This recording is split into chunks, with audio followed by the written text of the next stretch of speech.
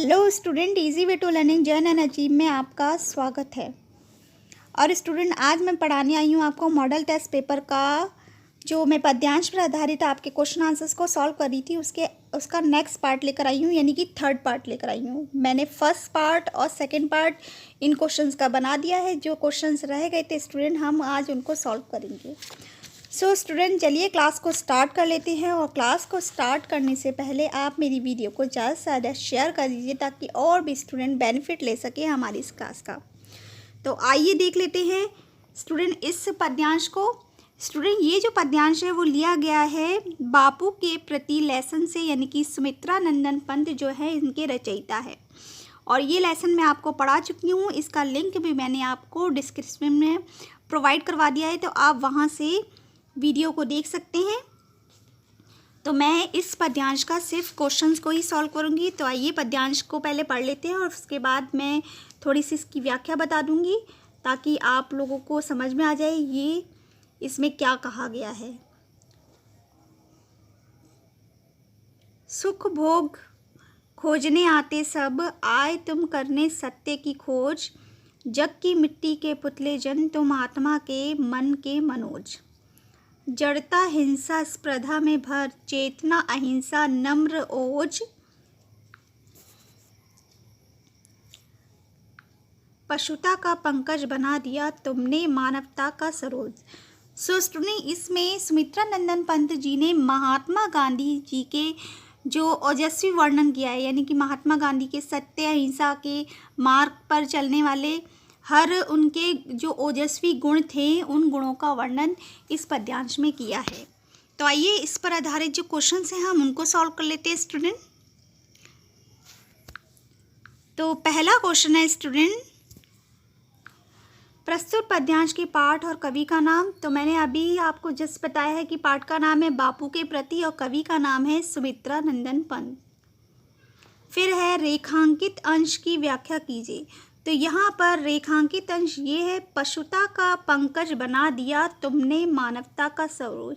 तो यहाँ पर सुमित्रा नंदन पंत जी महात्मा गांधी के बारे में वर्णन कर रहे हैं कि वो ये बोल रहे हैं, महात्मा गांधी ने जो यहाँ पर मनुष्यों में जो मानवता में पशुत्व, यानी कि उनके अंदर जानवर की जो प्रवृत्ति थी, उन्होंने अपने सत्य और अहिंसा के मार्ग पर चलने पर उन जानवर की प्रवृत्ति के लोगों को बदल दिया और उन्हें सरोवर में जिस तरह से सुंदर कमल खिलता है उसी तरह से ही इन मनुष्य को एक कमल के समान बना दिया।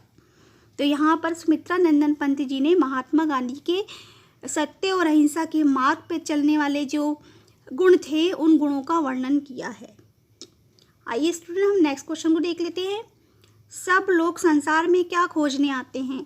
तो पहली लाइन में ही स्टूडेंट्स का आंसर है, सुख भोग खोजन आते सब, यानी कि यहाँ पर जो भी मनुष्य आते हैं वो सुख की कामना करते हुए ही इस धरती पे जन्म लेते हैं।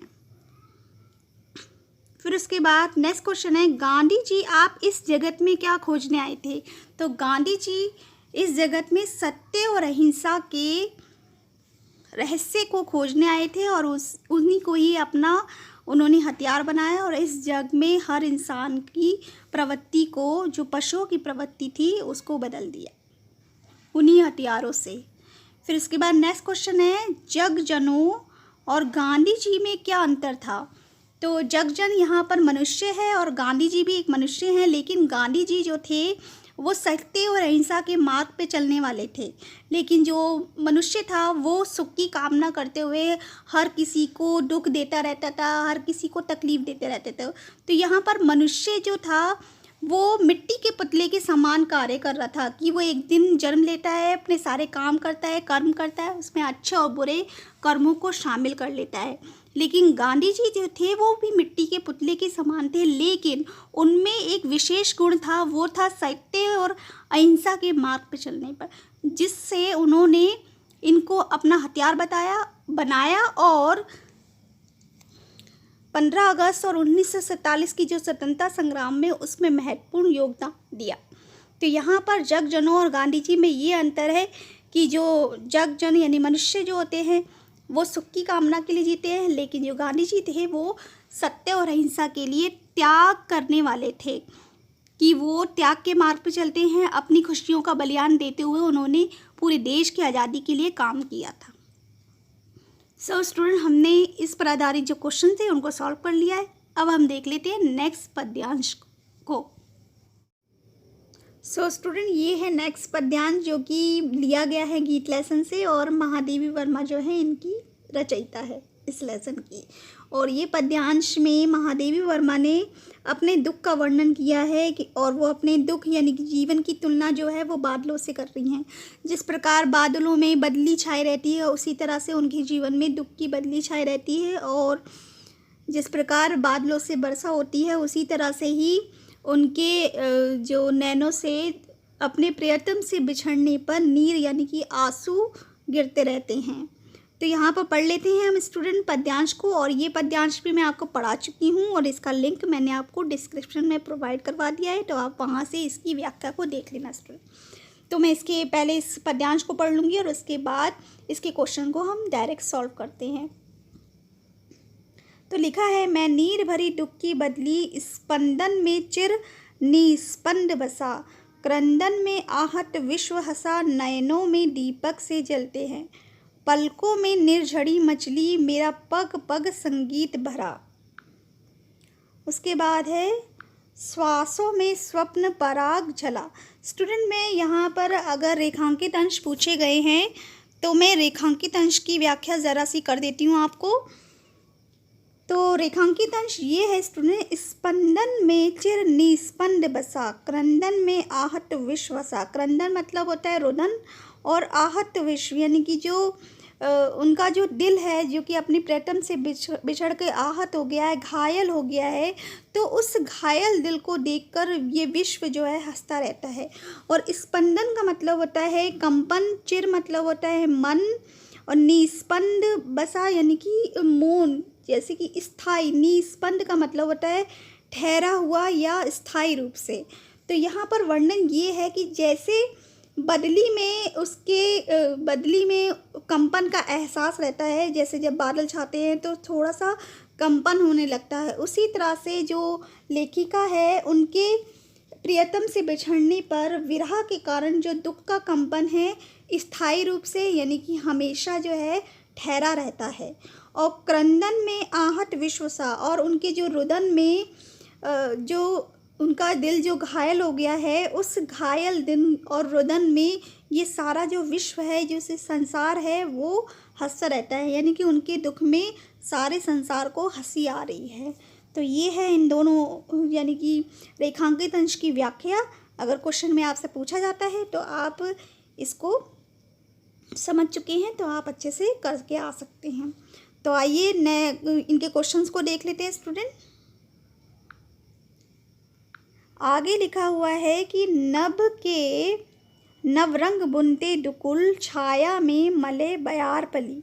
तो क्वेश्चन को सॉल्व कर रहे हैं स्टूडेंट। तो पद्यांश के जो पाठ का नाम और कवि का नाम, तो पाठ का नाम है गीत और कवि का नाम है महादेवी वर्मा। रेखांकित अंश की व्याख्या कीजिए स्टूडेंट। तो रेखांकित अंश की जो व्याख्या मैंने जस्ट अभी कर दी है आपको, तो आप मेरी वीडियो को रिपीट करके देख सकते हैं। फिर उसके बाद नेक्स्ट क्वेश्चन है, कवियत्री किसके लिए व्याकुल है। तो कवित्री जो है अपने प्रियतम के लिए व्याकुल है, जैसे कि विरह वेदना में वो व्याकुल है। फिर उसके बाद नेक्स्ट क्वेश्चन है, कवियत्री की आंखों में किसके दीप जल रहे हैं। तो कवियत्री की आंखों में अपनी प्रियतम से मिलने की जो आशा के दीप होते हैं वो जल रहे हैं, यानी कि विरह वेदना के दीप जल रहे हैं।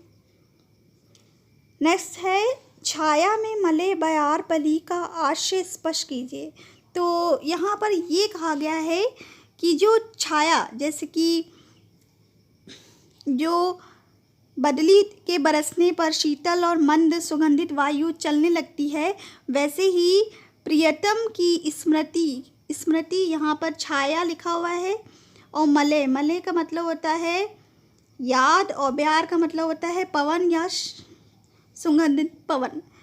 तो वैसे ही प्रियतम की स्मृति यानी कि प्रियतम की याद की जो छत्र छाया है, मुझे शीतल मंद और सुगंधित वायु के समान प्रतीत होती है। जैसे बादलों के बरसने के बाद जो शीतल मंद सुगंधित वायु चलने लगती है, वैसे ही जो महादेवी वर्मा की जो प्रियतम हैं, उनकी जो याद आती है उन्हें, तो उनकी यादों की जो छत्र छाया है उन्हें शीतल मंद और सुगंधित वायु के समान लगती है।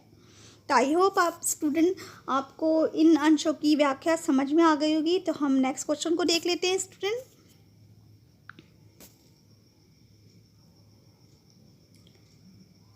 नेक्स्ट क्वेश्चन भी स्टूडेंट लिया गया है महादेवी वर्मा यानी कि गीत लेसन से ही लिया गया है। तो इसकी जो व्याख्या है मैं कर दे रही हूँ आपको, क्योंकि इसकी व्याख्या मैंने आपको लेसन में नहीं की गई है। तो आइए इसको अच्छे से समझ लेना स्टूडेंट, और फिर इसके बाद इसके क्वेश्चंस को सॉल्व करेंगे। तो यहाँ पर जो महादेवी वर्मा हैं वो ये कह रही हैं, बांध लेंगे क्या तुझे ये मोम के बंधन सजीले, पथ की बाधा बनेंगे तितलियों के पर रंगीले, विश्व का क्रंदर भुला देगी मधुप की मधुर गुनगुन, क्या डूबा देंगे तुझे ये फूल के दल ओस गीले, तू ही अपनी छाँ को अपने लिए कारा बना ना, जाग तुझको दूर है जाना। सो स्टूडेंट इस पद्यांश में जो महादेवी वर्मा जी हैं साधना पथ में आने वाली जो कठिनाइयाँ हैं उन कठिनाइयों का वर्णन कर रही हैं। और साधना पथ का मतलब यहाँ पर ये है कि जब हम ईश्वर की प्राप्ति का साधन यानी कि ईश्वर को प्राप्त करने के लिए साधनों की जो खोज करने लगते हैं, तो उन खोज में जब हमारे रास्ते में अनेक कठिनाइयाँ आती हैं, उन कठिनाइयों का वर्णन यहाँ पर महादेवी वर्मा जी ने किया है। तो आइए देख लेते हैं महादेवी वर्मा जी क्या कह रही हैं।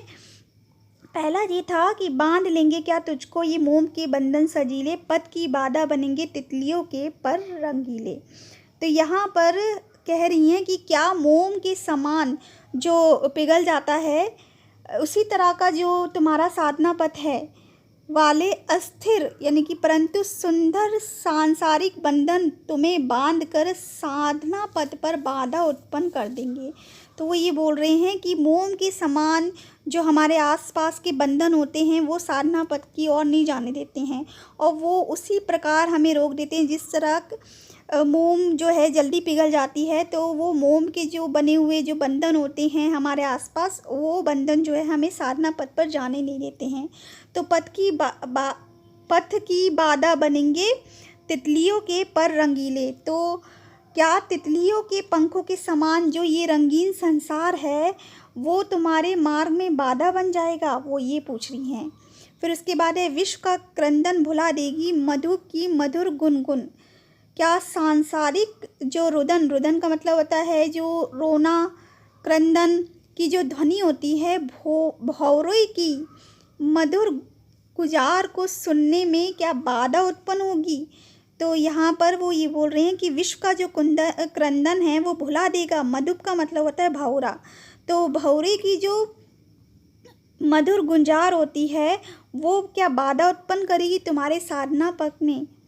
फिर उसके बाद है कि क्या डुबा दोगे तुझे ये फूल के दल ओस गीले में, और फिर ये बोल रहे हैं कि जो फूल की पंखुड़ियाँ होती हैं उस पर जो मोती रूप जो ओस होती है वो बूंदों का जो सौंदर्य है तुम्हें स्वयं में लिप्त करके डुबोकर साधना पथ से विचलित करेगा। तो यहाँ पर जो महादेवी वर्मा है वो पूछ रही हैं कि साधना पथ पे ये सुंदर सुंदर जो है बाधा उत्पन्न होगी, और ये बाधा जब आती हैं तो तुम क्या इसमें डूबकर साधना पथ से विचलित हो जाओगे। फिर उसके बाद, तू ना अपनी छा को अपने लिए कारा बनाना, जाग तुझको दूर है जाना। तो यहाँ पर वो ये बोल रही हैं कि जो तुम्हारा जो संसार है वो एक माया जाल के बंधन है, और माया जाल के वास्तविक लक्ष्य को भूल ना जाना। महादेवी जी पुनः अपने प्राणों को उद्बोधित करते हुए यानी कि कहते हुए कहती है कि आलस्य त्याग कर अब तू जाग जा, क्योंकि तुझे बहुत दूर जाना है और साधना पथ में अनेक चरणों को पार करना है, और उस चरणों को पार करके ईश्वर की प्राप्ति को साधन बनाना है। तो ये जो अपनी छा है यानी कि जो तुम्हारे ऊपर जो छत्र छाया है उस छत्र छाया को अपना कारा बनाना यानी कि अपनी ताकत बनाना, ताकि ये सब ताकत ही मिलकर तुझे ईश्वर की प्राप्ति का साधन बताएंगे। तो यहाँ पर महादेवी वर्मा ने इस तरह से वर्णन किया है साधना पथ पे आने वाली सारी कठिनाइयों को।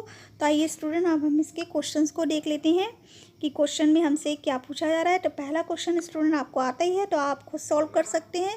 फिर है रेखांकित अंश की व्याख्या कीजिए। तो यहाँ पर रेखांकित अंश है, तू ही अपनी छा को अपने लिए कारा बनाना, जाग तुझको दूर है जाना। यानी कि यहाँ पर वो ये बोल रही हैं कि ये जो सांसारिक जीवन है, उस जीवन में ना बंद कर, तू अपनी जो छाया है उस छाया को ही अपनी ताकत बनाना, उसे बंधन मत बना लेना। क्योंकि तू अपना आलस्य त्याग दे, क्योंकि तुझे बहुत दूर जाना है और साधना पथ पर जो अनेक चरण आएंगे उस चरणों को पार करके ईश्वर की प्राप्ति को प्राप्त करना है, यानी कि ईश्वर को प्राप्त करना है। तो यहाँ पर ये थी रेखांकित अंश की व्याख्या। फिर इसके बाद है, हे मन बता क्या तुझे ये सांसारिक बंधन बांध लेंगे। तो यहाँ पर जो महादेवी वर्मा जी हैं वो पूछ रही है मन से, क्या सचमुच में ये संसार के जो बंधन होते हैं, क्या मन तुझे बांध लेंगे ईश्वर की प्राप्ति से मिलने के लिए, यानी कि ईश्वर की अगर प्राप्ति का साधन ढूंढना है तो ये क्या सांसारिक बंधन जो है वो तुझे बांध लेंगे, वो पूछ रही है यहाँ पर। तो इस अंश की ये व्याख्या है। फिर उसके बाद नेक्स्ट क्वेश्चन है, बासंती मधुपो की गुनगुनाहट किसे भुला सकेगी। तो यहाँ पर जो बासंती मधुपो को भौरों कहते हैं। तो जो बसंत के भौरे होती हैं, जिनकी गुनगुनाहट में या गुंजन में हम कुछ चीज़ों को भुला देते हैं, तो वो ये बोल रही हैं किसे भुला सकेंगी।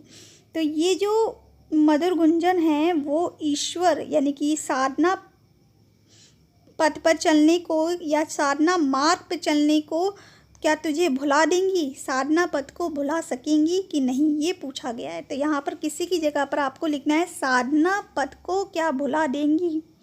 फिर नेक्स्ट है, पुष्प के ओस गीले तल तेरे लिए क्या करेंगे।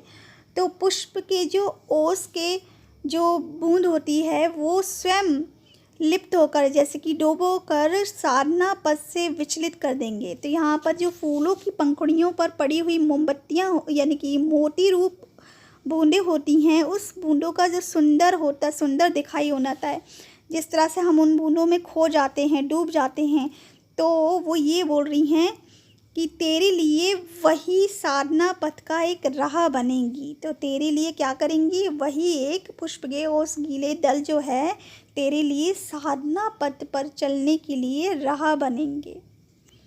सो स्टूडेंट, ये थे इस पद्यांश की व्याख्या। अब हम नेक्स्ट पद्यांश को देख लेते हैं कि नेक्स्ट पद्यांश में हमसे क्या पूछा गया है। स्टूडेंट, नेक्स्ट पद्यांश में मैं आपको पढ़ा चुकी हूँ और ये जो पद्यांश है वो सावधान मनुष्य यानी कि अभिनव मनुष्य से लिया गया है और इसकी जो रचयिता हैं वो है रामधारी दिनकर जी।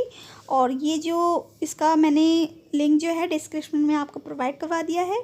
तो आइए हम इसके क्वेश्चंस को देख लेते हैं। सावधान मनुष्य यदि विज्ञान है तलवार तो इसे दे फेंक, तज कर मोह स्मृति के पार, हो चुका है सिद्ध है तू शिशु अभी अज्ञान, फूल काटो की तुझे कुछ भी नहीं पहचान, खेल सकता तू नहीं ले हाथ में तलवार, काट लेगा अंग तीखी है बड़ी ये धार। तो क्वेश्चंस को देख लेते हैं स्टूडेंट। क्वेश्चन में पहले पूछा गया है प्रस्तुत पद्यांश के पाठ और कवि का नाम। तो पाठ का नाम है अभिनव मनुष्य और कवि का नाम है रामधारी दिनकर जी। फिर है नेक्स्ट क्वेश्चन, रेखांकित अंश की व्याख्या कीजिए। तो आइए स्टूडेंट रेखांकित अंश को देख लेते हैं। ये है, खेल सकता तू नहीं ले हाथ में तलवार, काट लेगा अंग तीखी है ये बड़ी धार।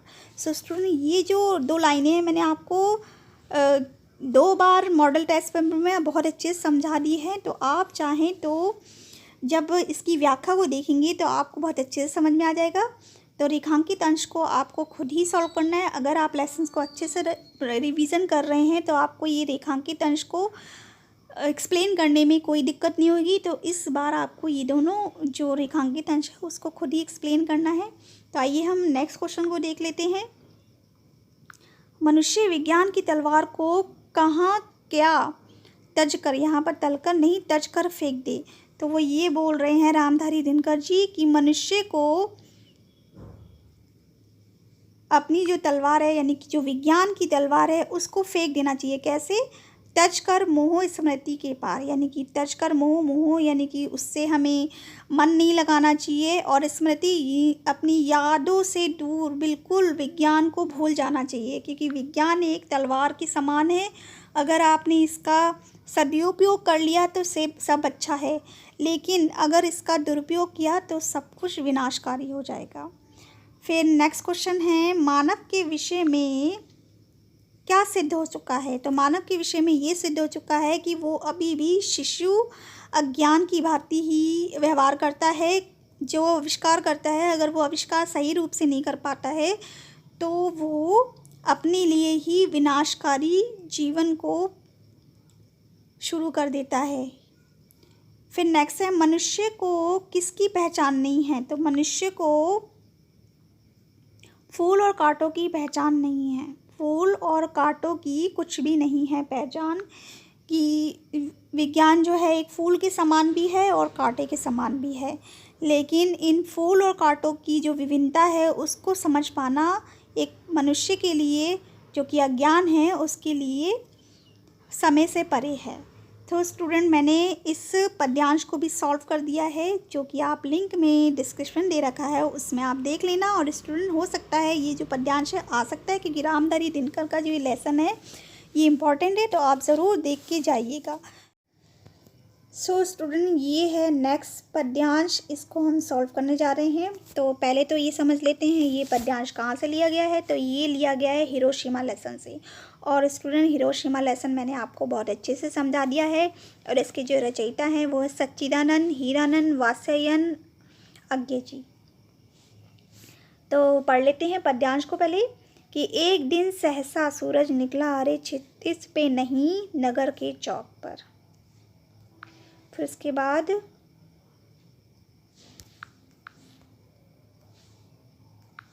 धूप बरसी पर अंतरिक्ष से नहीं फटी मिट्टी से। तो यहाँ पर जो अज्ञे जी ने जो द्वितीय विश्व युद्ध हुआ था उस दौरान जब अमेरिका द्वारा हिरोशिमा और नागासाकी पे परमाणु बम गिराए गए थे, उस परमाणु बम का जो भीषण चित्रण है इस पद्यांश में किया है स्टूडेंट अज्ञे जी ने। तो आइए इस पर आधारित जो क्वेश्चन है हम उनको सॉल्व कर लेते हैं।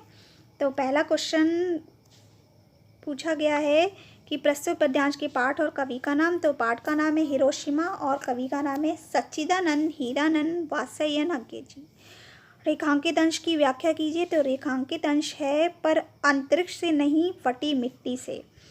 तो यहाँ पर जब हिरोशिमा यानी कि हिरोशिमा पर परमाणु बम अमेरिका द्वारा गिराया गया था, तो वो परमाणु बम की तुलना जो है वो सूरज से करते हैं। तो यहाँ पर वो ये बोल रहे हैं कि जो सूरज निकला था वो अंतरिक्ष से नहीं फटी मिट्टी से, यानी कि जब परमाणु बम गिरा नीचे ज़मीन पर नगर के चौक पर, तो वो मिट्टी को बिल्कुल फाड़ दिया। तो एक तरह से यहाँ पर उन्होंने वर्णन ये दिया है कि परमाणु बम जिसकी तुलना जो है सूरज से की है, तो सूरज जो है जब पृथ्वी से निकला तो मिट्टी फट पड़ी।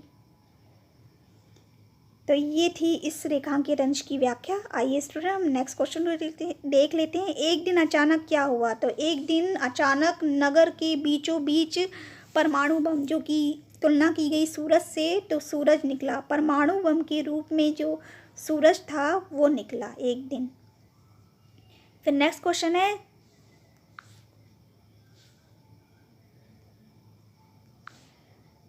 क्षितिज पर नहीं, कहाँ क्या हुआ था? तो जो परमाणु बम था तो वो ये बोल रहे हैं कि वो जो परमाणु बम जो सूरज से उसकी तुलना की गई है, वो सूरज जो था वो क्षितिज से नहीं, कहाँ नगर के बीचों बीच निकला था, यानी कि गिरा था। तो कहाँ क्या हुआ था कि नगर के बीचों बीच परमाणु बम गिरा था। फिर उसके बाद नेक्स्ट क्वेश्चन है, धूप बरसी का क्या तात्पर्य है? तो धूप बरसी का तात्पर्य यहाँ पर ये है कि परमाणु बम जैसे ही गिरा तो उसकी आग से नगर के चारों ओर जो है उजाला हो गया। ऐसा लगा हो जैसे बिल्कुल खिली हुई धूप निकल आई हो, जो कि जला के सबको भस्म करे जा रही थी। तो यहाँ पर धूप बरसी का मतलब है कि जो परमाणु बम के गिरने से जो रोशनी उत्पन्न हुई थी वो धूप के समान, यानी कि धूप बरस रही हो ऐसा लग रहा था। तो स्टूडेंट हमने इन पद्यांशों को भी यानी कि इसके जो पद्यांशों पर आधारित जो क्वेश्चंस हैं हमने उनको सॉल्व कर दिया है स्टूडेंट। और मॉडल टेस्ट पेपर में पद्यांश इतने ही थे। जितने पद्यांश मैंने आपको नहीं कराए हैं तो आप ये समझ जाइएगा कि आपके सिलेबस में वो नहीं हैं। सो स्टूडेंट आज मैंने ये पार्ट 3 बना दिया है जो कि पद्यांशों पर आधारित जो क्वेश्चंस हैं उनको सॉल्व कर दिया है। स्टूडेंट कुछ ही यानी कि लगभग 1.5 महीना आपके पास है तैयारी प्रिपरेशन हर सब्जेक्ट्स की प्रिपरेशन करने के लिए। सो स्टूडेंट अपनी प्रिपरेशन को अच्छा कर लीजिए। अपने विषय को सिर्फ रटिए नहीं, पढ़िए, समझिए, क्योंकि जिस भी सब्जेक्ट में आपकी बहुत अच्छी नॉलेज है तो उस सब्जेक्ट को अपना एक लक्ष्य बनाइए और उस सब्जेक्ट्स की बिल्कुल गहराई से व्याख्या कीजिए ताकि आपको कोई भी सब्जेक्ट डिफ़िकल्ट ना लगे। सो स्टूडेंट चलिए मैं बहुत जल्दी आऊँगी नेक्स्ट वीडियो लेकर। तब तक के लिए आप अपना ख्याल रखिए, खुश रहिए, सुरक्षित रहिए। Thank you.